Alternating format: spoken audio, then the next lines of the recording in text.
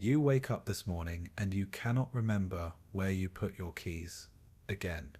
You stand there in your kitchen, retracing your steps, like some kind of detective investigating your own life. You check the counter.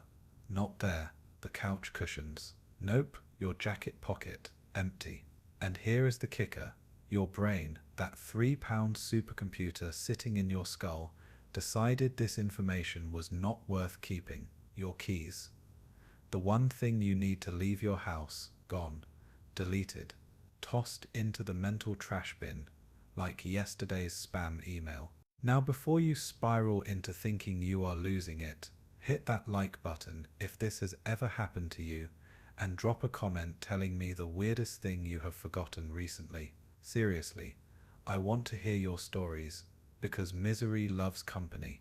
And trust me, by the end of this video you will understand why your brain is not broken. It is just running a very efficient, very ruthless garbage collection algorithm. So dim the lights, grab something caffeinated, and let us dive into why we forget things, and why your brain is actually a genius for doing it.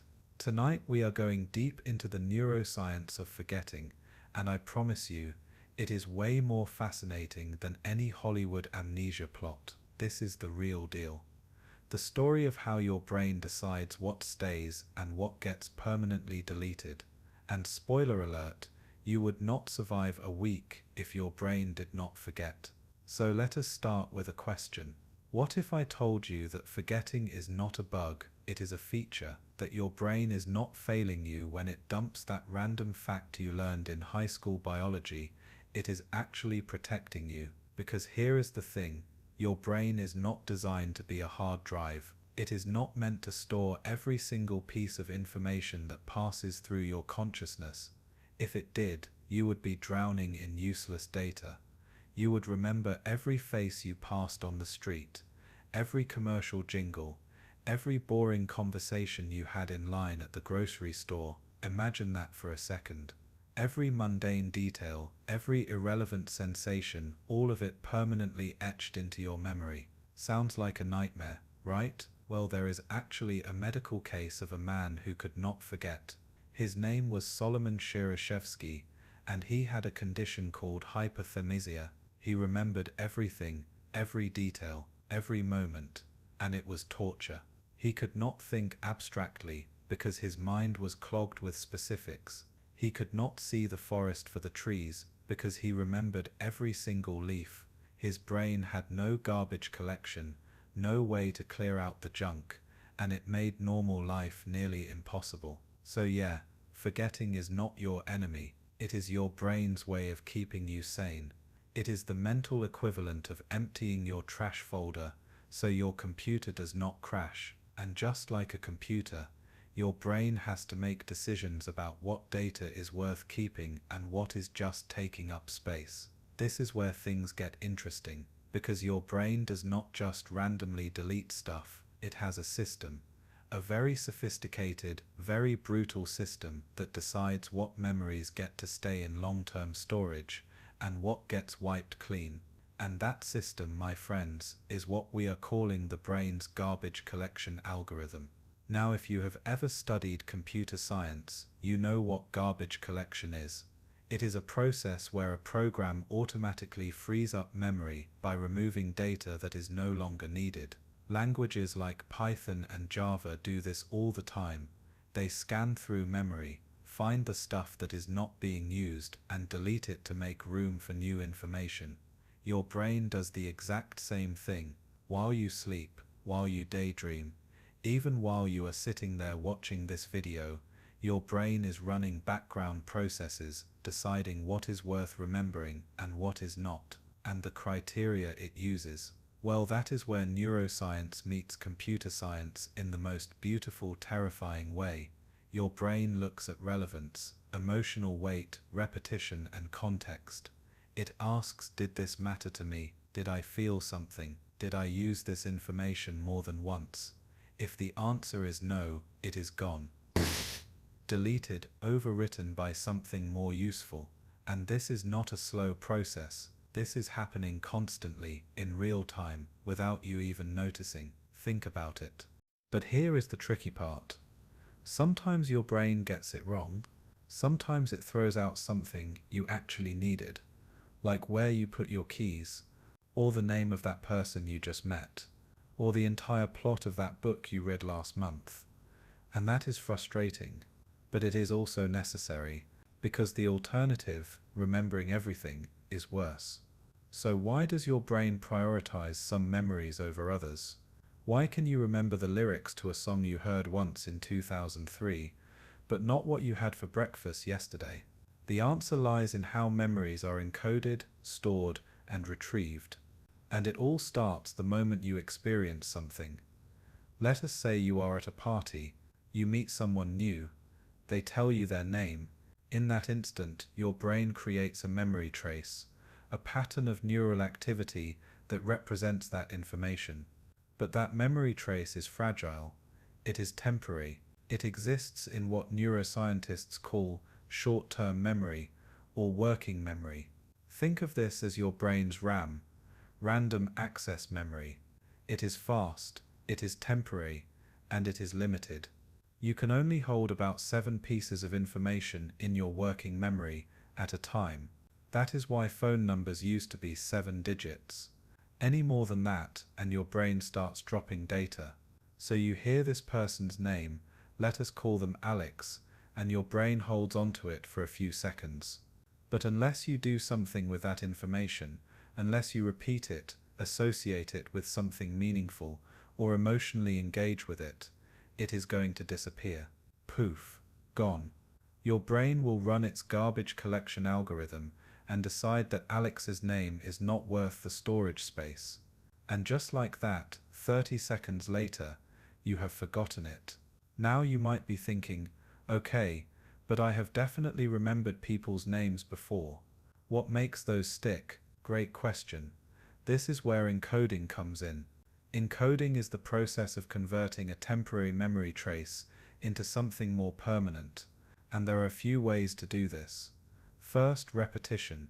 If you hear Alex's name multiple times throughout the conversation, your brain starts to think, this must be important. I keep encountering it. Better save this. Repetition strengthens the neural pathways associated with that memory, making it more likely to survive the garbage collection process. Second, emotional significance. If Alex tells you a story that makes you laugh, or cry, or feel something intense, your brain tags that memory with an emotional marker, and emotions are like VIP passes for memories. They get priority access to long-term storage. This is why you can remember embarrassing moments from middle school, but not what you studied for last week's exam. The embarrassment, the emotional charge, made those memories stick. Third, association. If you connect Alex's name to something you already know, like "Oh, Alex," like Alex from that TV show I love, your brain creates a link between the new information and existing knowledge, and those links make memories easier to retrieve later. It is like filing a document in a folder you already have, instead of creating a brand new one. Your brain loves efficiency, but even with all these encoding strategies, most of the information you encounter every day does not make it past the initial stage. It gets processed, deemed unimportant, and discarded. And this is not a flaw. This is your brain being smart, because if you remembered every single thing, you would not be able to function. You would be paralyzed by information overload. So your brain has evolved to be selective, to prioritize what matters, and let go of what does not. And this brings us to the concept of forgetting curves. Back in the late 1800s, a German psychologist named Hermann Ebbinghaus conducted experiments on himself to study memory and forgetting. He memorized lists of nonsense syllables, stuff like ZOK and QAF, and then tested himself to see how much he retained over time. What he found was that forgetting follows a predictable pattern. Right after learning something, you remember most of it, but within hours you start losing it. And the rate of forgetting is steep at first, then levels off. This is called the forgetting curve, and it shows that without reinforcement, without repetition or emotional engagement, memories decay fast, really fast. Within 20 minutes, you have forgotten about 40% of what you just learned. Within a day, you have lost about 70%. This is not because your brain is lazy, it is because your brain is efficient. It is clearing out the clutter, making room for new information, and unless you tell your brain that something is important by reviewing it, using it or emotionally connecting to it, it is going to assume it is garbage and delete it. So when you forget where you put your keys, or what you were about to say, or why you walked into a room, your brain is not glitching, it is doing exactly what it is designed to do. It is running its garbage collection algorithm, freeing up mental resources, and keeping you from drowning in data. And honestly, you should be grateful, because without forgetting, you would not be able to learn, adapt or move forward. You would be stuck in the past, weighed down by every trivial detail. So the next time you forget something, do not beat yourself up. Just remember your brain is a genius. And sometimes forgetting is the smartest thing it can do. Alright, so now that we have established that your brain is not broken, it is just brutally efficient, let us talk about what actually happens when you forget something, like on a physical level. Because forgetting is not just some abstract concept, it is a real measurable process happening inside your skull right now. And if you think about it in computer terms, it is kind of like when your hard drive deletes a file. The data does not just vanish into thin air, it gets overwritten, corrupted, or the pointers to that data get lost. Your brain works the same way. Memories do not just disappear, they fade, they get mixed up with other memories, or the pathways to retrieve them get severed. And all of this is controlled by neurons, synapses, and neurotransmitters working together in a delicate, chaotic dance. Let me paint you a picture. Imagine your brain as a massive library, not one of those quiet, peaceful libraries you see in movies. No, this is a chaotic, overstuffed, never-ending library where books are constantly being added, moved, and thrown out. Every experience you have, every piece of information you encounter, is like a new book being shelved. But here is the catch. The library is finite. There is only so much shelf space, so your brain, the librarian, has to make tough decisions. Which books stay on the shelves? Which ones get archived in the basement? And which ones get tossed into the recycling bin? This decision-making process is happening at the level of your neurons. Every memory is stored as a pattern of connections between neurons. When you learn something new, neurons fire together, creating synapses, the tiny gaps where neurons communicate. And the more those neurons fire together, the stronger those synapses become. There is a saying in neuroscience, neurons that fire together wire together. This is called synaptic plasticity, and it is the foundation of learning and memory. But here is the flip side. Neurons that stop firing together start to lose their connection. The synapses weaken, the pathways fade, and eventually the memory becomes inaccessible. It is not gone necessarily.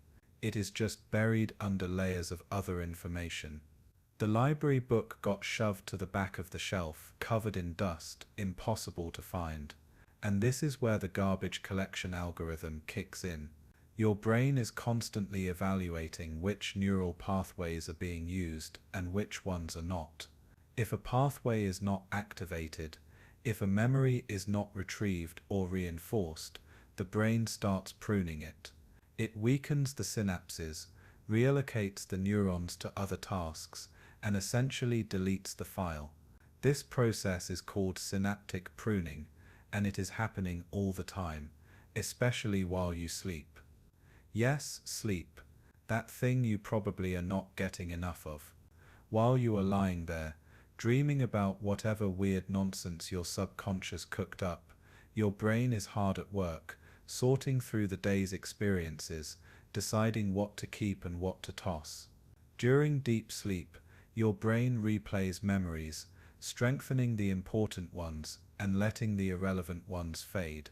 It is like defragmenting a hard drive, organizing the data so the important stuff is easy to access and the junk gets cleared out. So if you are not sleeping well, guess what? Your garbage collection algorithm is not running properly. Your brain is not getting the chance to clean house. And that means your memory, your focus, your ability to learn new things, all of it takes a hit. You start forgetting more, you feel foggy, your mental RAM is full, and there is no space left for new information. It is not your fault. It is just basic neuroscience. Your brain needs sleep to function. Without it, the garbage piles up. Now let us talk about the different types of forgetting, because not all forgetting is created equal. There is passive forgetting, where memories just fade over time, because you are not using them. This is the Ebbinghaus forgetting curve we talked about earlier.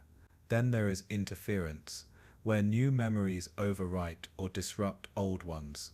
Have you ever tried to remember an old password but kept typing the new one instead? That is interference.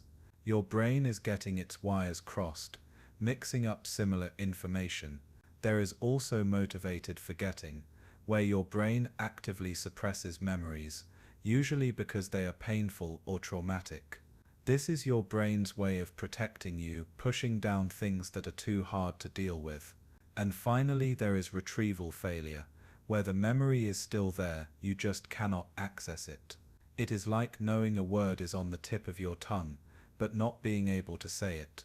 The file exists, but the pointer to it got lost. So, which type of forgetting is the most common? Honestly, it is a mix. But if I had to pick one, I would say retrieval failure, because most of the time, the information is still in your brain somewhere. You just cannot find it. And this is where context and cues come into play. Memories are tied to the context in which they were formed. The sights, sounds, smells, emotions, all of that gets bundled together with the information. So when you are trying to remember something, your brain looks for cues, environmental or emotional triggers that match the original context. This is why you might forget something when you are stressed, but remember it when you relax. The emotional state you were in when you learned it does not match your current state, so the retrieval fails. It is also why walking back into a room sometimes helps you remember why you went there in the first place. The physical context provides a cue, and your brain goes, "Oh yeah, I came here to grab my phone." There is actually a famous study that tested this. Researchers had participants learn a list of words, either on land or underwater, yes, underwater, and then tested their recall in both environments. The results? People remembered more when they were tested in the same environment where they learned the information.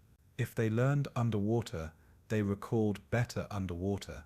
If they learned on land, they did better on land. Context matters. Your brain is not just storing isolated facts.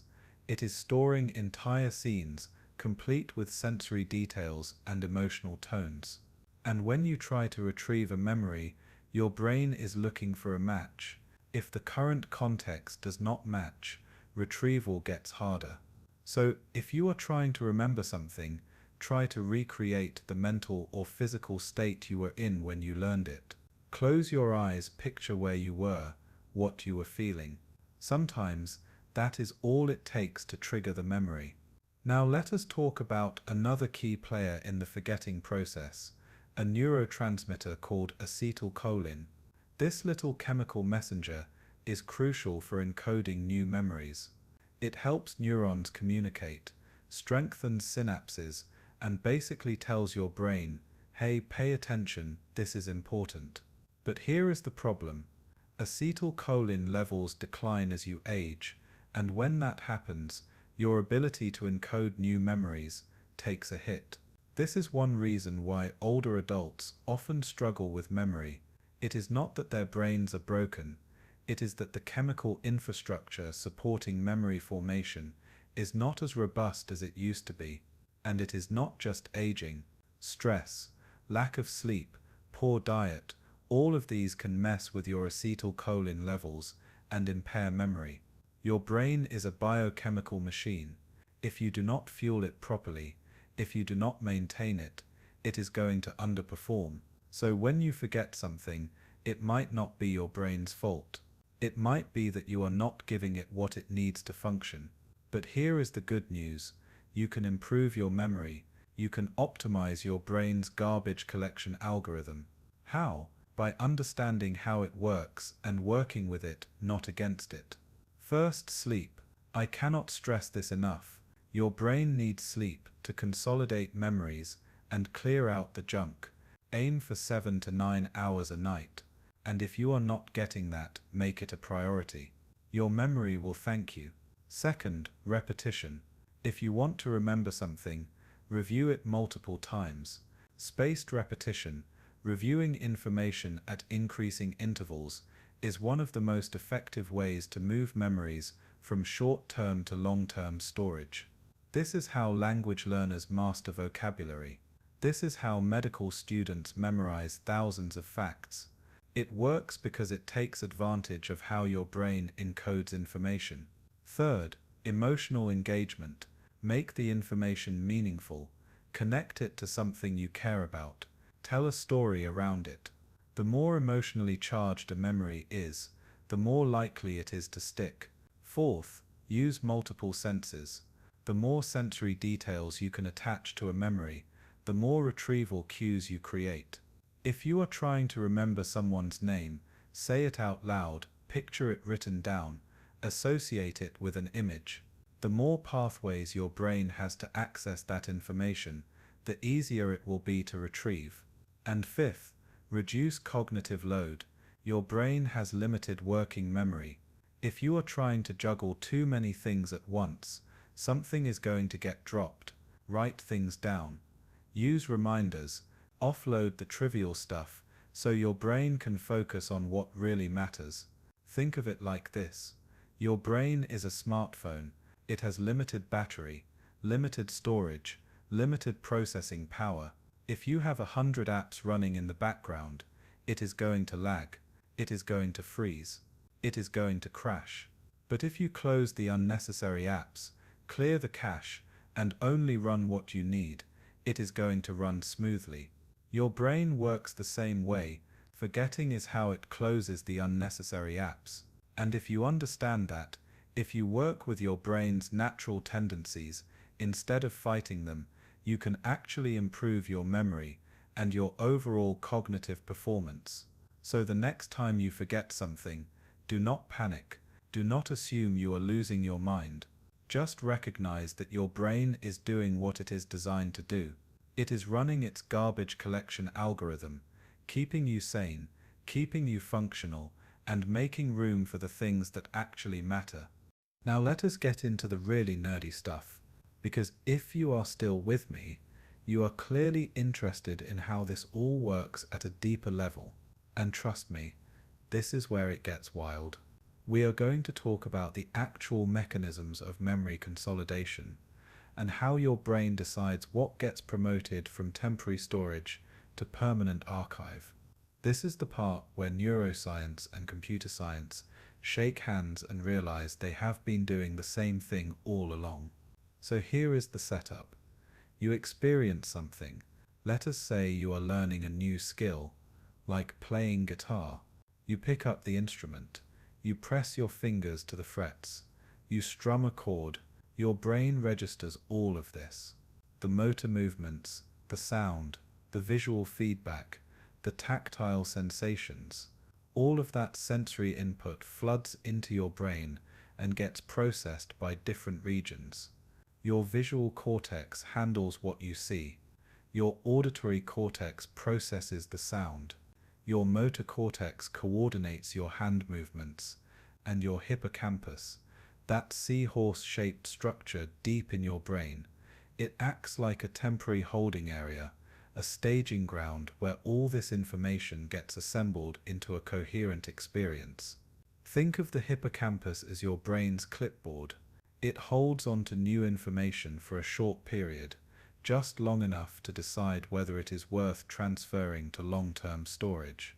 And during that time, your brain is actively evaluating the information. Is this relevant? Did I feel something? Am I going to use this again? If the answer is yes, the hippocampus starts the process of consolidation, transferring the memory to the cortex, the outer layer of your brain where long-term memories are stored. But here is the catch. Consolidation is not instant. It takes time, hours, days, sometimes weeks, and during that time the memory is fragile. It can be disrupted, overwritten, or lost entirely. This is why cramming for an exam the night before rarely works. You are stuffing information into your hippocampus, but there is not enough time for it to consolidate into long-term memory. So the next day, when you need to retrieve it, it is already gone. Your brain ran its garbage collection algorithm and decided that information was not worth keeping. But if you study over several days, reviewing the material multiple times, you give your brain the time it needs to consolidate. You strengthen the neural pathways, you reinforce the synapses, and you signal to your brain that this information is important. And that is when it gets moved from the hippocampus to the cortex, from temporary storage to permanent archive. Now here is where the computer analogy really shines. In computer science, garbage collection algorithms come in different flavors. There is reference counting, where the system keeps track of how many times a piece of data is referenced, and deletes it when the count hits 0. There is mark and sweep, where the system scans through memory, marks the data that is still in use, and sweeps away the rest. And there is generational garbage collection, where data is grouped by age, and the system focuses on clearing out the youngest, most temporary data first, since that is where most of the garbage accumulates. Your brain uses a version of generational garbage collection. New memories, the ones in your hippocampus, are like the youngest generation. They are temporary, fragile, and most likely to be discarded. But if they survive long enough, if they get reinforced and consolidated, they get promoted to the next generation, long-term storage in the cortex. And once they are there, they are much more stable. They are harder to delete. They have been deemed important. But even long-term memories are not permanent. They can still fade, get corrupted, or be overwritten. And this is where things get messy. Because every time you retrieve a memory, you are not just accessing a static file, you are reconstructing it. You are pulling together pieces of information from different parts of your brain and assembling them into a coherent narrative. And in that process, the memory can change. Details can get added or removed. Emotions can shift. The memory you recall today might be slightly different from the memory you recalled a year ago. This is called reconsolidation, and it is one of the most fascinating and unsettling aspects of how memory works. Every time you remember something, you are essentially re-encoding it, and that means the memory is vulnerable to modification. This is why eyewitness testimony is so unreliable. People genuinely believe they remember events accurately, but their memories have been subtly altered by suggestion, emotion, and the passage of time. The brain is not a video recorder. It is more like a storyteller, piecing together fragments and filling in the gaps with assumptions and inferences. So if memories are this unreliable, this prone to change and decay, how do we ever trust what we remember? Well, the short answer is, we do not completely. But that is okay, because the point of memory is not to be a perfect record of the past. The point is to help you navigate the present and the future. Your brain does not care about archival accuracy. It cares about survival, learning, and adaptation. And sometimes that means letting go of details that do not matter. It means compressing memories to save space. It means updating old information with new insights. Think about it like this. Imagine you are a computer running a machine learning algorithm. You are constantly taking in data, finding patterns, making predictions. But you do not keep every single data point. That would be inefficient. Instead, you compress the data. You extract the key features, the patterns that matter, and you discard the rest. Your brain does the same thing. It compresses memories, keeping the gist and discarding the specifics. This is why you might remember the general plot of a movie, but not the exact dialogue, or why you remember that you had a good time at a party, but not every conversation. Your brain has extracted the essential information and let the rest go. And this compression is not a flaw. It is a feature. It allows you to generalize, to apply lessons from one experience to another. If your brain stored every detail of every meal you have ever eaten, you would not be able to recognize patterns like, "Hey, spicy food upsets my stomach." But because your brain compresses those experiences into general principles, you can learn and adapt. This is also why analogies and metaphors are so powerful. They take advantage of your brain's ability to find patterns and make connections across different domains. When I compare your brain to a computer, I am not saying they are identical. I am highlighting the structural similarities, the patterns that make the comparison useful. And your brain loves that. It loves finding connections, building networks of related ideas. That is how you learn. That is how you remember. But compression has a downside. Sometimes your brain compresses too much. It loses important details, or it compresses memories from different events together, creating false memories. Have you ever been convinced you did something, only to find out later that it was someone else, or it never happened at all? That is your brain's compression algorithm, getting a little too aggressive, merging similar memories into one. And there is not much you can do about it. It is just how the system works. Now let us talk about forgetting and sleep again, because it is such a critical part of the process. During sleep, especially during REM sleep, your brain is not just consolidating memories, it is also actively forgetting. Researchers have found that sleep helps clear out the weak, irrelevant synapses, the ones that were formed during the day but are not worth keeping.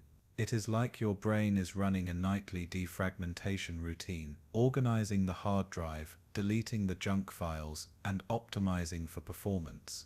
And if you do not sleep, this process does not happen.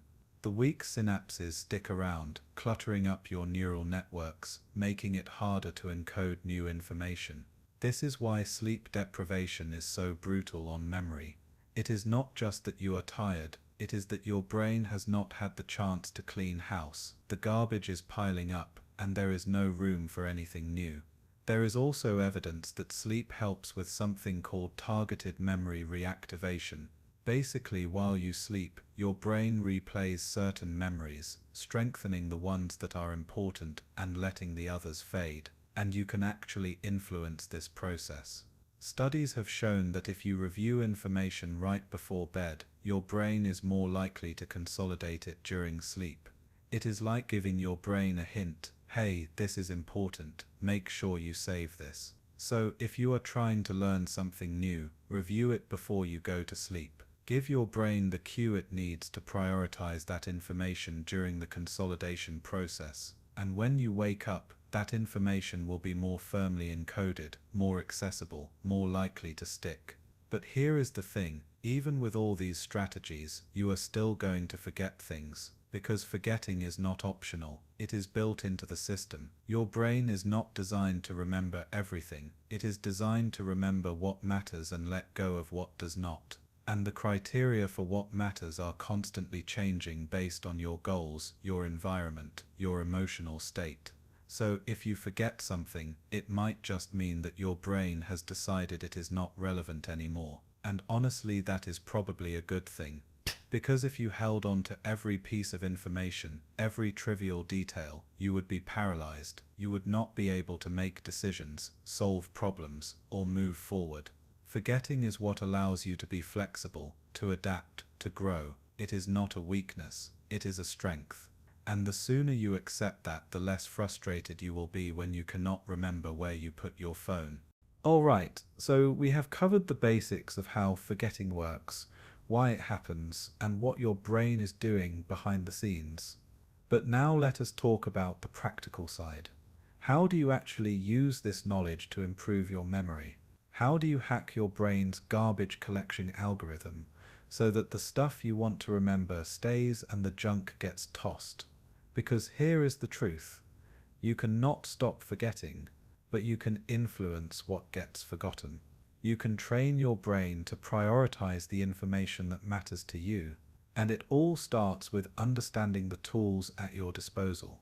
First up, encoding strategies. This is all about how you get information into your brain in the first place. Because if you do not encode something properly, it does not matter how much you review it. It is not going to stick. So let us talk about the best ways to encode new information. One of the most effective techniques is called elaborative encoding. This is where you take a piece of information and connect it to something you already know. You elaborate on it. You ask questions. You create associations. Let us say you are trying to remember the name of a new coworker, Sarah. Instead of just repeating the name over and over, you might think, Sarah, like my cousin, or Sarah, she has the same glasses as my friend. You are creating a link between the new information and existing knowledge, and that link makes the memory easier to retrieve later. Another powerful encoding strategy is visualization. Your brain is incredibly good at remembering images, way better than it is at remembering words or numbers. So if you can turn information into a vivid mental image, you are much more likely to remember it. Let us say you are trying to remember a grocery list. Instead of just repeating the words, picture yourself walking through the store, seeing each item on the shelf. Imagine the colors, the textures, the smells. The more sensory detail you add, the stronger the memory. There is also the method of loci, also known as the memory palace technique. This is an ancient strategy used by orators and memory champions. You take a familiar place, like your house, and mentally place pieces of information in different locations. Then, when you need to recall the information, you mentally walk through the house, picking up each piece as you go. It sounds weird, but it works, because your brain is really good at remembering spatial layouts. You can navigate your childhood home in your mind with perfect clarity, even if you have not been there in years. So why not use that ability to remember other things? And then there is chunking. This is where you break down large amounts of information into smaller, manageable chunks. Your working memory can only hold about 7 items at a time, but if you group related items together, you can effectively expand that capacity. Phone numbers are a perfect example. Instead of remembering 10 individual digits, you chunk them into 3 groups: area code, prefix, line number. Suddenly it is much easier to remember.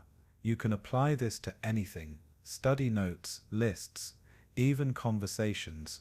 Break the information into chunks, and your brain will have an easier time holding onto it. Now let us talk about retrieval practice. This is one of the most underrated memory techniques out there. Most people think that if you want to remember something, you should review it over and over, but research shows that testing yourself, actively trying to retrieve the information, is far more effective than passive review.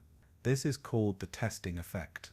Every time you force your brain to retrieve a memory, you strengthen the neural pathways associated with it. You are basically telling your brain, hey, I need this, keep it accessible. And the harder the retrieval, the stronger the effect. So if you are studying, do not just reread your notes. Close the book and try to recall the information from memory. Quiz yourself, use flashcards, explain the concept to someone else. The act of retrieving the information makes it stick. And here is the kicker. Even if you get it wrong, the process of trying to retrieve it still helps, because it highlights the gaps in your knowledge and makes you more likely to remember the correct information when you learn it. This is why practice tests are so effective. They are not just measuring what you know, they are actively improving your memory. Another key technique is spaced repetition. We touched on this earlier, but it is worth diving deeper. The idea is simple. Instead of cramming all your studying into one session, you spread it out over time. You review the information at increasing intervals. Day 1, Day 3, Day 7, Day 14, and so on. Why does this work? Because it takes advantage of the forgetting curve. Every time you review the information, you are pulling it back from the edge of forgetting, and each time you do that, the memory gets stronger. It is like reinforcing a bridge. The more times you cross it, the sturdier it becomes. There are apps that use spaced repetition algorithms, like Anki, and they are incredibly effective for learning languages, medical terms, anything that requires long-term retention. The app tracks what you know and what you are about to forget, and it schedules reviews at the optimal time. It is like having a personal trainer for your memory. Now let us talk about the role of attention, because here is a hard truth. If you are not paying attention, you are not going to remember, period. Encoding requires focus. If you are distracted, if your mind is wandering, the information is not going to make it past your working memory. It is just going to get swept away by the garbage collection algorithm. And in today's world, attention is a scarce resource. You are constantly bombarded with notifications, distractions, interruptions. Your brain is trying to process a dozen things at once, and as a result, nothing gets encoded properly. This is called continuous partial attention, and it is a memory killer. So if you want to remember something, you need to give it your full attention. Put away your phone. Close the browser tabs. Eliminate distractions. Create an environment where your brain can focus. And if you are trying to learn something complex, break it into focus sessions. 25 minutes of deep focus, followed by a 5-minute break. This is called the Pomodoro technique, and it works because it aligns with your brain's natural attention span. You cannot sustain focus indefinitely, but you can maintain it in short bursts, and those bursts are enough to encode information effectively. There is also the role of emotion. We have talked about this, but it is worth emphasizing. Emotionally charged experiences are more likely to be remembered. This is because the amygdala, the brain's emotional center, interacts with the hippocampus during memory formation. When you feel something strongly, your brain tags that memory as important. This is why you remember your first kiss, your first heartbreak, the day something scary or surprising happened. The emotional intensity made the memory stick, so if you want to remember something, try to create an emotional connection to it. Make it funny, make it shocking, make it personal. The more you feel, the more you will remember. And if you are learning something dry or boring, try to inject some emotion into it. Tell a story. Create a scenario. Make it relevant to your life. Your brain does not care about abstract facts. It cares about survival, connection, and meaning. Give your brain a reason to care, and it will remember. Now let us talk about the dark side of memory, because not all forgetting is benign. Sometimes forgetting is a symptom of something more serious. Chronic stress, depression, trauma, neurodegenerative diseases, all of these can impair memory. Chronic stress floods your brain with cortisol, a hormone that in high doses is toxic to the hippocampus. Over time, chronic stress can actually shrink the hippocampus, making it harder to form new memories. This is why people who are constantly stressed or anxious often struggle with memory. Their brains are in survival mode, and memory formation takes a back seat. Depression has a similar effect. It disrupts neurotransmitter systems, impairs concentration, and makes it harder to encode and retrieve memories. People with depression often describe their memory as foggy or unreliable, and it is not just in their heads, it is a real measurable effect of the disorder. Trauma is even more complex.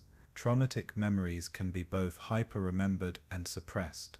The brain sometimes locks away traumatic experiences, making them difficult to access consciously, but they still influence behavior and emotions.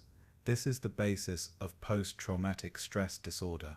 The memory is there, it is just fragmented, disorganized, and often triggered by seemingly unrelated cues. And then there are neurodegenerative diseases like Alzheimer's, where the brain's garbage collection algorithm goes haywire. In Alzheimer's, proteins called amyloid and tau build up in the brain, disrupting neural communication and killing neurons. The hippocampus is one of the first areas affected, which is why memory loss is often the earliest symptom. People with Alzheimer's lose the ability to form new memories. They cannot transfer information from short-term to long-term storage, and over time they start losing old memories too, as the disease spreads to other parts of the brain. It is heartbreaking, it is devastating, and it is a stark reminder of how precious and fragile memory really is. But here is the hopeful part. Research is showing that lifestyle factors can protect your brain and improve memory. Exercise, especially aerobic exercise, boosts the production of a protein called brain-derived neurotrophic factor, which supports neuron growth and synaptic plasticity.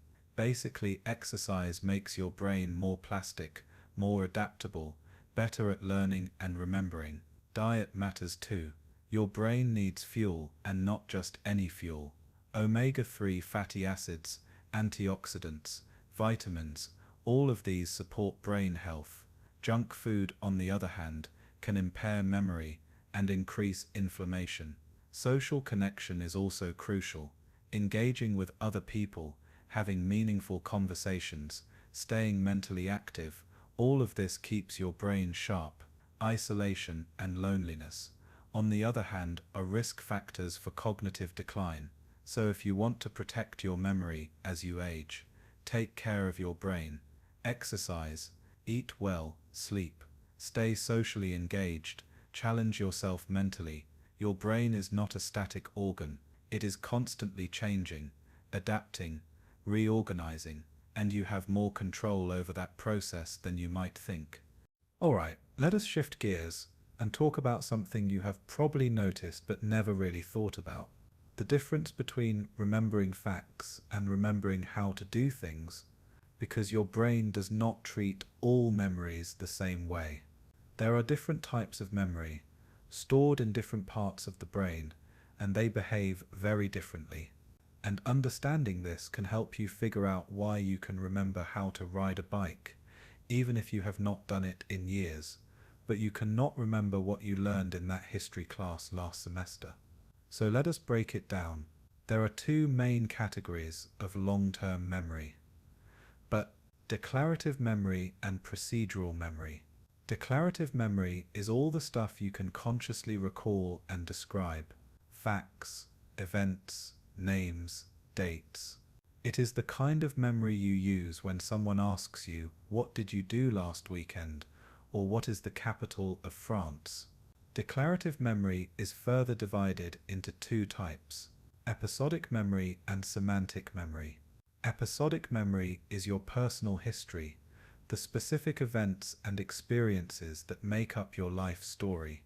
Your first day of school, that embarrassing thing you said at a party, the time you got lost in a new city. These are episodic memories.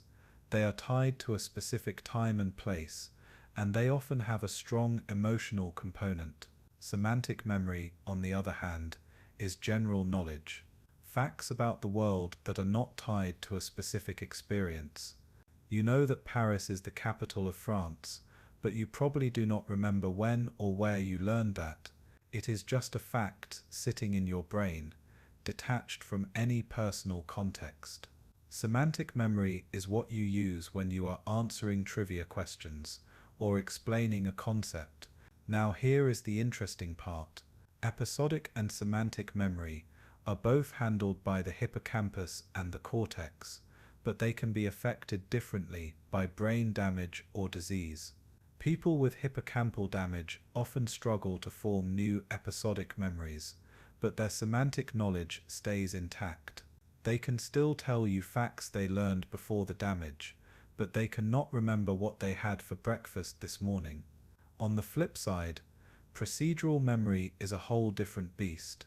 This is the memory for skills and habits: how to ride a bike, how to type, how to play an instrument. Procedural memory is not something you can easily describe in words. It is something you just know how to do, and it is stored in a different part of the brain, the basal ganglia and the cerebellum, not the hippocampus.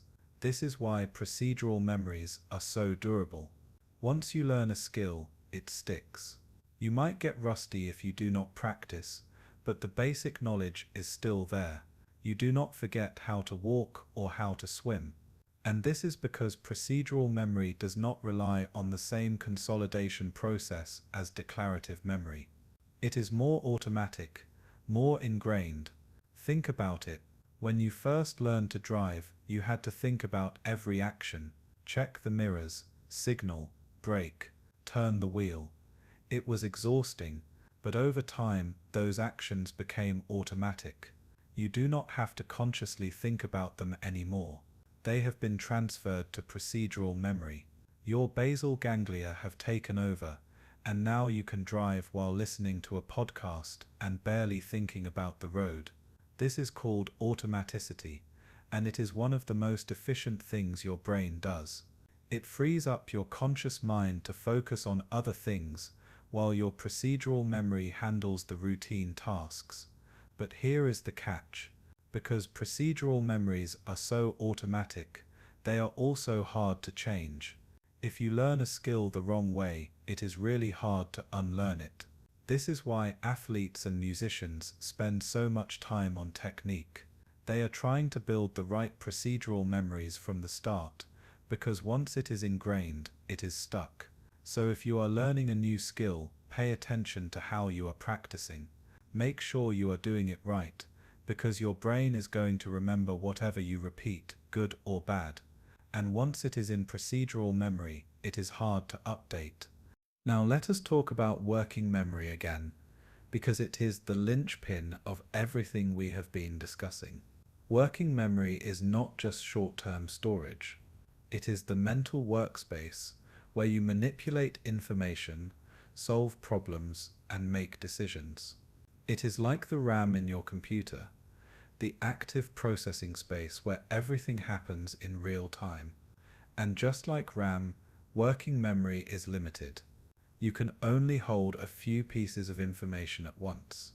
And if you overload it, everything crashes. This is why multitasking is a myth. Your brain cannot actually do two cognitively demanding tasks at the same time.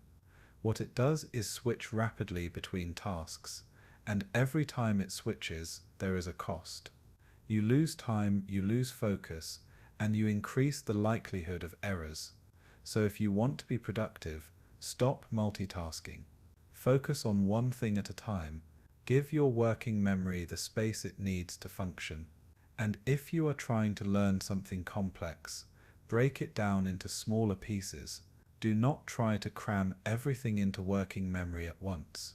Your brain cannot handle it. There is also something called working memory capacity, and it varies from person to person. Some people can hold more information in working memory than others, and this correlates with things like IQ, academic performance, and problem-solving ability. But here is the good news. Working memory is not fixed. You can train it. There are exercises and games designed to expand working memory capacity, and while the research is still debated, there is evidence that they can help, especially in children and older adults. But even without formal training, you can improve your working memory by reducing cognitive load. Write things down, use external tools, offload the trivial stuff, so your brain can focus on the important stuff. Your brain is not designed to remember everything. It is designed to think, to reason, to create. So use tools to handle the storage, and let your brain do what it does best. Now let us talk about false memories, because this is where things get unsettling. Your memory is not a recording, it is a reconstruction, and every time you reconstruct a memory, there is a chance you will get it wrong. You will add details that were not there. You will leave out things that were. You will blend memories together, and you will be completely convinced that your version is accurate. There is a famous study by psychologist Elizabeth Loftus, where she showed participants footage of a car accident, and then asked them questions about it. The way she phrased the questions influenced what people remembered. If she asked, "How fast were the cars going when they smashed into each other?" people estimated higher speeds, and were more likely to falsely remember seeing broken glass than if she asked, "How fast were the cars going when they hit each other?" The word smashed created a more violent image, and that image got incorporated into their memory. This is called the misinformation effect, and it shows just how malleable memory really is. You can be led to remember things that never happened just by the way a question is asked. And this has huge implications for everything from eyewitness testimony to therapy to how we understand our own past. Your memories are not facts. They are interpretations. They are stories your brain has constructed based on fragments of information, emotions, and context. And every time you tell that story, it changes a little bit. So when you are arguing with a friend about what happened at that party 5 years ago, and you both remember it differently, you are both right and both wrong. Your brains have reconstructed the event in slightly different ways, and there is no objective truth to fall back on. The event itself is gone. All that is left are the memories, and they are unreliable, but this is not a flaw, it is a feature. Because if your brain stored every detail with perfect accuracy, it would be overwhelmed. It would not be able to generalize, to learn to adapt. The flexibility of memory is what allows you to update your understanding of the world, to integrate new information, to grow. So yes, your memory is fallible, but that is okay, because the point of memory is not to be a perfect archive. The point is to help you navigate life. And sometimes that means letting go of the details and holding on to the meaning. Sometimes that means updating old memories with new insights. And sometimes that means accepting that you might not remember things exactly as they happened. And that is fine, because your brain is doing the best it can with the information it has. It is running its garbage collection algorithm, clearing out the clutter, making room for what matters. And in the process, it is keeping you sane, keeping you functional, and keeping you human. So we have talked about how forgetting works, why it happens, and how you can work with your brain to remember what matters. But now let us zoom out and talk about the bigger picture. What does all of this mean for how we live, how we learn, and how we think about ourselves? Because the way you understand memory shapes how you approach everything. Education, relationships, personal growth, even your sense of identity. And once you realize that forgetting is not a bug but a feature, it changes the game. Let us start with education. The traditional model of education is built on the assumption that memory is like a filing cabinet. You put information in, and it stays there ready to be retrieved whenever you need it. So teachers lecture, students take notes, and everyone assumes that if you study hard enough, you will remember it. But that is not how memory works. Information does not just sit there waiting to be accessed. It decays, it gets overwritten, it gets compressed, and unless you actively reinforce it, it disappears. This is why cramming does not work. You are shoving information into your brain right before the test, and your brain dutifully holds onto it just long enough for you to regurgitate it onto the page. But a week later, it is gone. Your brain ran its garbage collection algorithm, and decided that information was not worth keeping. So what is the alternative? Active learning, spaced repetition, retrieval practice. All the techniques we have been talking about. If you want students to actually remember what they learn, you have to design the learning process around how memory works. You have to give them opportunities to retrieve the information, to apply it, to connect it to things they already know. You have to space out the learning over time, not cram it all into one semester, and you have to make the information meaningful, emotionally engaging, relevant to their lives.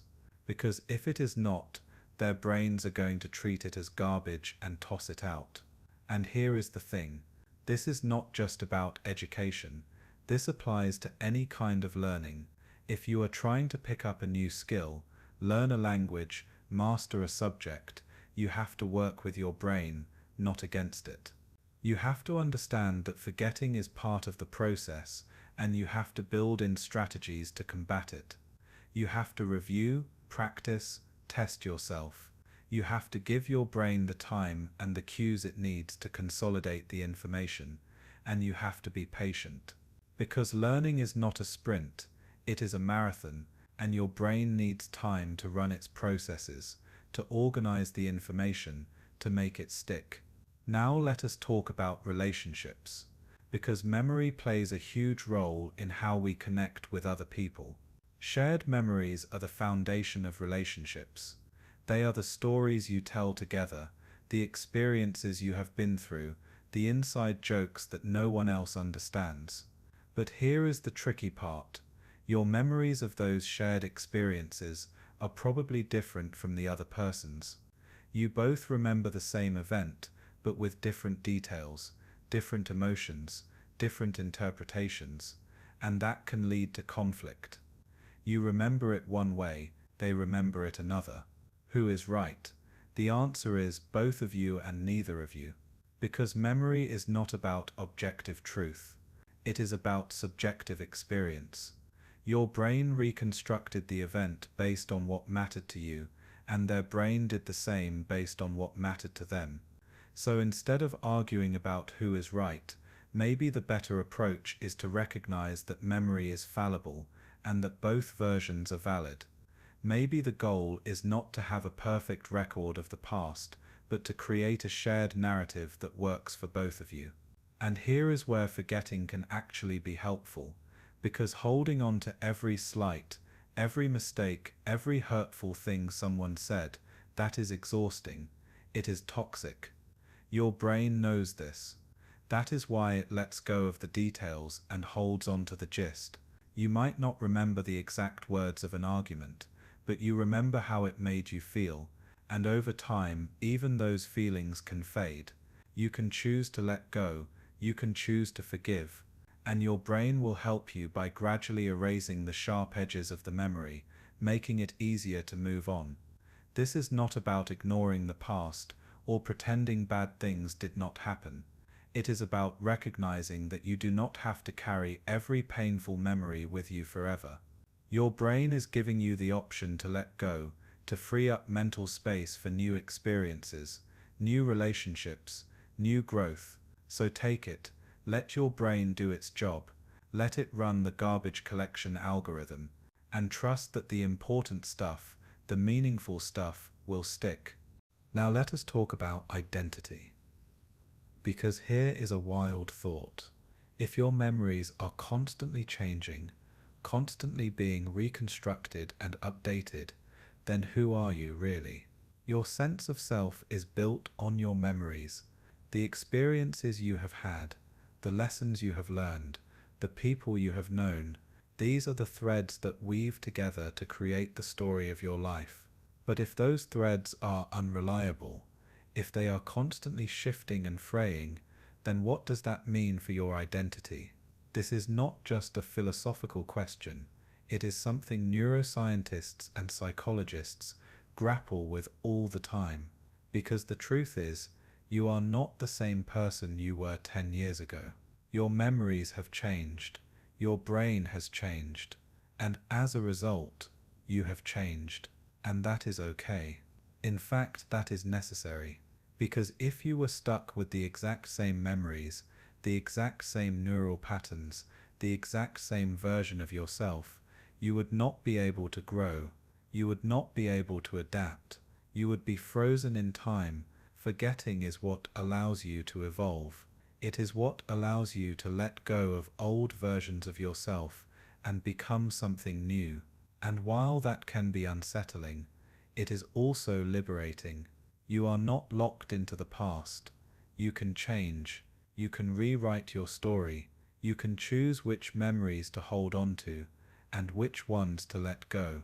And your brain will help you by constantly updating, compressing, and reorganizing your memories to fit the person you are becoming. So if you are holding on to a memory that no longer serves you, if you are clinging to an old version of yourself that you have outgrown, maybe it is time to let your brain do its thing. Let it run the garbage collection algorithm. Let it clear out the clutter and make room for the person you want to be. Now let us talk about technology, because we live in a world where we do not have to rely on our brains to remember everything anymore. We have smartphones, cloud storage, search engines. We can offload our memories to external devices and access them whenever we need them. And this raises an interesting question. If we do not need to remember things anymore, what happens to our brains? Some people worry that technology is making us dumber, that we are losing our ability to remember because we are so reliant on external tools, but the research does not really support that. What is happening is that we are changing what we remember. Instead of memorizing facts, we are remembering where to find the facts. Instead of holding on to every detail, we are holding on to the gist and using technology to fill in the gaps. And honestly, that is probably a good thing, because your brain is not designed to be a hard drive. It is designed to think, to reason, to create. So why waste mental resources memorizing phone numbers and directions when you can use tools to handle that and free up your brain for more important tasks? This is called cognitive offloading, and it is not new. Humans have been doing it for thousands of years. Writing was a form of cognitive offloading, so were calendars, maps, and books. Technology is just the latest iteration, and as long as you are still using your brain to think critically, to solve problems, to engage with the world, you are fine. The danger is not in using external tools. The danger is in becoming passive, in letting technology do all the thinking for you. But as long as you are aware of that, as long as you are intentional about how you use technology, it can actually enhance your memory and your cognitive abilities. So do not feel guilty about looking things up or setting reminders. Your brain is doing what it is designed to do. It is outsourcing the trivial stuff so it can focus on what matters. And that is smart. That is efficient. That is exactly what the garbage collection algorithm is all about. Now let us talk about the future, because as we learn more about how memory works, we are also developing new technologies to manipulate it. There are drugs that can enhance memory consolidation, making it easier to learn and remember. There are techniques like optogenetics, where researchers use light to activate or suppress specific neurons, allowing them to implant or erase memories in mice. And there are companies working on brain-computer interfaces that could one day allow us to upload and download memories like files on a computer. This sounds like science fiction, but it is closer than you think, and it raises some serious ethical questions.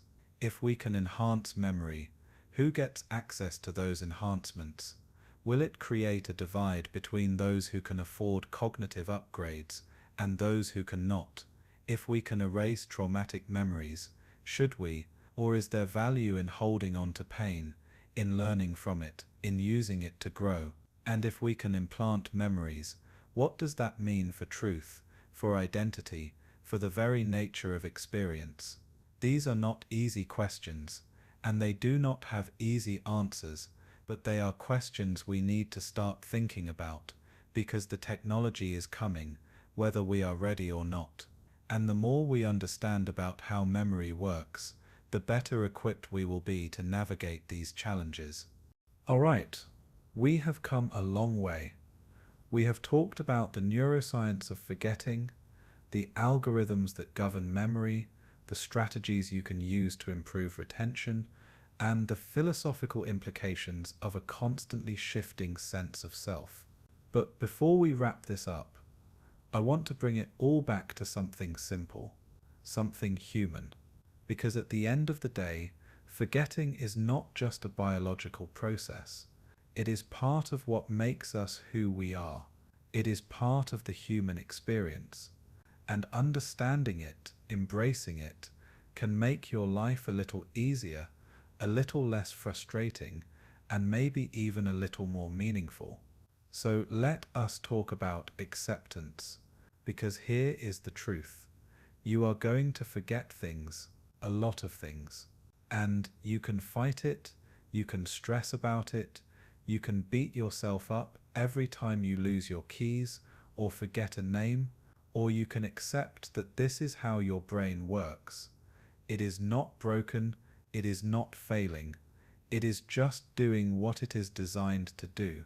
And once you accept that, once you stop treating forgetting as a personal failure, you can start working with your brain instead of against it. You can build systems, use tools, practice techniques that help you remember what matters, and you can let go of the rest. You can stop holding on to every little detail, every trivial fact, every minor mistake. You can trust that your brain knows what it is doing, that it is running its garbage collection algorithm, clearing out the clutter, making room for what is important. And you can focus on the things that actually matter, the experiences, the relationships, the growth, the things that make life worth living. Because here is the thing, memory is not about holding on to the past, it is about learning from it. It is about taking the lessons, the patterns, the insights, and using them to navigate the present and the future. And forgetting is part of that process. It is how your brain lets go of what is no longer useful and makes room for what is. So when you forget something, do not panic. Do not assume you are losing your mind. Just recognize that your brain is doing its job. It is being efficient. It is being smart. And it is keeping you sane. Now let us talk about gratitude. Because as frustrating as forgetting can be, it is also a gift. It is what allows you to move on from painful experiences, to let go of grudges, to forgive and be forgiven. It is what allows you to adapt, to grow, to become a better version of yourself. Without forgetting, you would be stuck, trapped in the past, weighed down by every mistake, every failure, every regret. But because your brain forgets, because it constantly updates and reorganizes your memories, you have the chance to start fresh, to rewrite your story, to become someone new. And that is powerful, that is liberating, that is something to be grateful for. So the next time you forget something, instead of getting frustrated, take a moment to appreciate what your brain is doing. It is working hard to keep you functional, to keep you sane, to keep you moving forward, and it is doing a pretty damn good job.